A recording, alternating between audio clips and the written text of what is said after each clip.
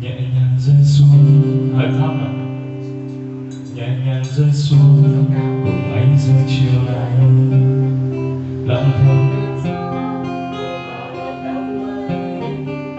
nỗi buồn vẫn thế, không còn hiện lên chút sương ấm nào để giờ giấc mơ đã chìm sâu.